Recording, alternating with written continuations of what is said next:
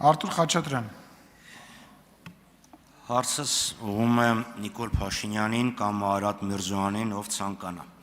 Հունվարի 14-ին Վաշինգտոնում ստորագրված TRIP իրականացման շրջանակը ոչ Հայաստանի, ոչ ԱՄՆ-ի համար իրավական հանձնառություններ կամ պարտավորություններ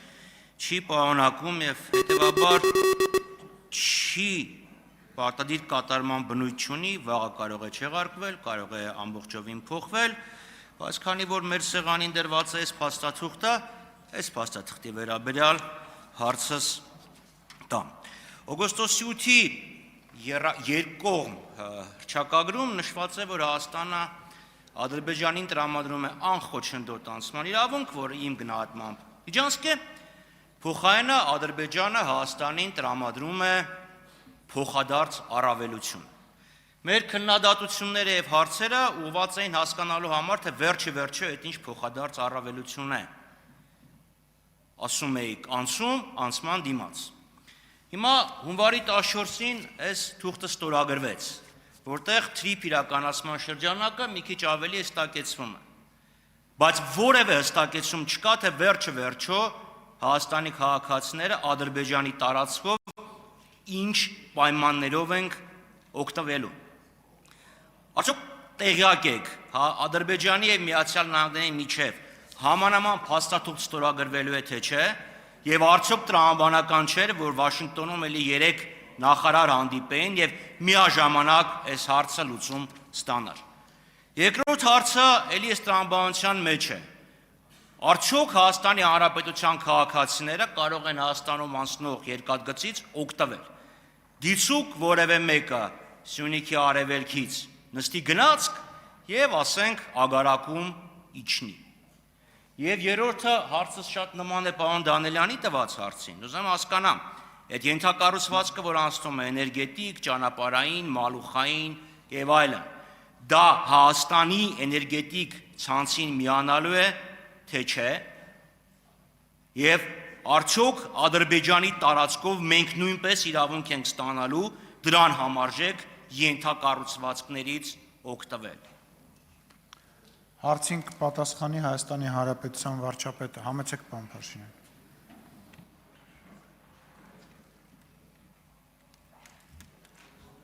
Սկսեմ էներգետիկ համակարգից։ Այո, միանշանակ եւ աներկբա Հայաստանի եւ Ադրբեջանի էներգետիկ համակարգերը միանալու են իրար եւ փոխադարձաբար նույն պայմաններով օգտվելու են եւ արտահանման եւ ներմուծման հնարավոր պայմաններից։ Նշեցիք, որ փաստաթուղթը TRIP-ի իրականացման շրջանակը ունի իրավական պարտադիր ուժ, որովհետև դա հայտարարություն է երկու կառավարությունների եւ նախկինում էլ խոսել ենք դրա մասին, եւ դա ընթացակարգ է,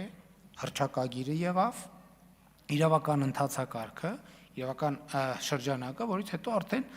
իրավական պարտադիր ուժ ունեցող համաձայնագրի նախագծերը կգրվեն եւ այդ թվում կգան խորհրդարան եւ կհաստատվեն։ Ես իհարկե դուք հիմա ստիպում եք, որ ես հարցին այս դիտանկյունից նայեմ, որը սակայն ակնհայտ է։ Տեսեք, ինչ որ ասում եք, որ Հայաստանի Հանրապետությունը պետք է ստանա փոխադարձ առավելություններ, այդ ինչ փոխադարձ առավելություններ, ամոթել է, որ մենք դա չենք նկատում, բայց հարգելնես, մենք արդեն ստացել ենք այդ փոխադարձ առավելությունների մի մասը, որ բենզինի գինը 20%-ով ընկել է, դիզվառելիքի տոկոսները ճիշտ եմ ասում, ես ճիշտն ասած այդ թվերի մեջ չկամ, չգիտեմ, ով գիտի, երկրորդը, ծորենա ներկրվում Հայաստանի Հանրապետություն, Ռուսաստանից և Ղազախստանից, ընդ որում տարբեր ընկերությունի կողմից, դա փոխադարձ առավելություն չի, ասենք մենք սենց բաներ ենք ասում, ասենք հիմա Ադրբեջանում էլ հետևում են, ասում են հետաքրքիր է, Հայաստանում մեկը կնկատի խորհրդարանում, որ այդ փոխադարձ առավելությունը դրա մի մասը արդենից ստացվել է։ Երկրորդը, ասում եք գնացքից կարանք օգտվենք, հա, ասում եք իմ գնահատմամբ միջանցք է։ Ինչ ասեմ։ Այսօր իմիջիալոց Ադրբեջանի ներկայացուցիչները հայտարարում են, որ իրանք իրանց երկրի տարածքով միջանցքներ են տրամադրել Հայաստանի Հանրապետության։ Ամենաթարմ բանը հայտարարությունը, որ իրանք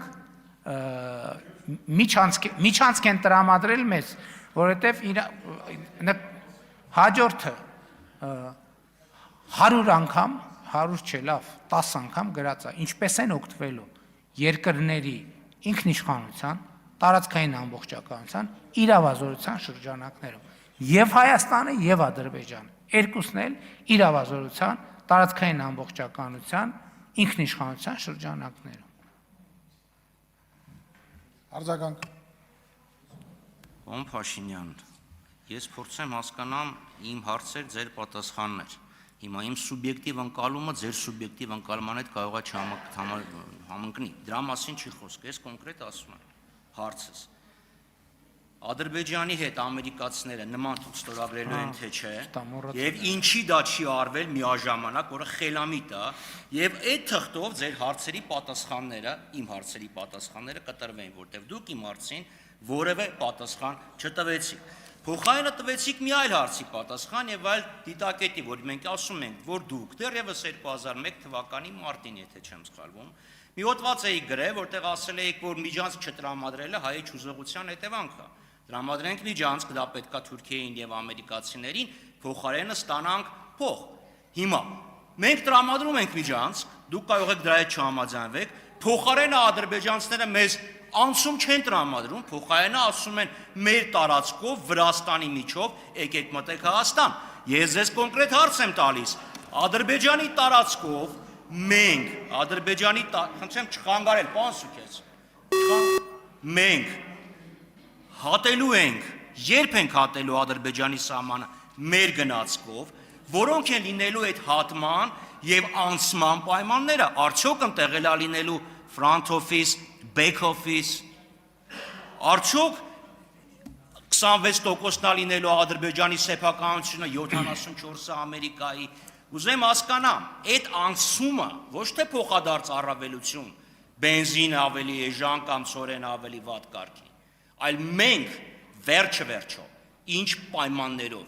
երբ ենք մտնելու Ադրբեջան, առանց ադրբեջանցիների հետ առերեսվելու եւ հասնելու ինչ որ մի կետ։ Ասեմ, կոնկրետ ժամանակ ասեմ, դա տեղի ունենալու են ժամանակ, երբ որ երկաթգիծը պատրաստ լինի, այն երկաթգիծը, որ ձեր խմբակցության ղեկավարը եւ ձեր քաղաքական առաջնորդը իրար հետ քանդե ծախել են, այդ երկաթգիծը, երբ որ պատրաստվի, երբ որ պատրաստ լինի, այսինքն հիմա հասկանում եք, մենք չենք կարող ուսով գնացք տանենք։ Գնացքը գնում է երկաթուղով։ Հիմա ինչի է գալիս Վրաստանի տարածքով, որովհետև Հայաստանին, Ադրբեջանին կապող երկաթուղի չկա, հասկանում եք, չկա, նետու։ Երկրորդը, ինչի է օգոստոսի 8-ի հռչակագրի, եթե չեմ սխալվում, 4-րդ կետում գրած է, Հայաստանը եւ Միացյալ Նահանգները կբանկանեն, կհաստատեն թրիփ նախագծի իրականացման շրջանակը։ Այսինքն 4-րդ կետում է, թե 3-րդ կետում է, տենց գրած է։ Դա այդ կետի իրականացումն է։ Եվ չեմ հասկանում։ Շատ լավ, դե ինչ եկար հանգստանում, ուրեմն ոչ մի խնդիր չկա։ Ամեն ինչ ոնց կա, ոնց որ նենց է, ուրեմն քննարկելու բան չկա։ Երբ որ կլինի իրավական ուժ ունեցող թուղթ, այն ժամանակ կքննարկենք։ Շնորհակալություն։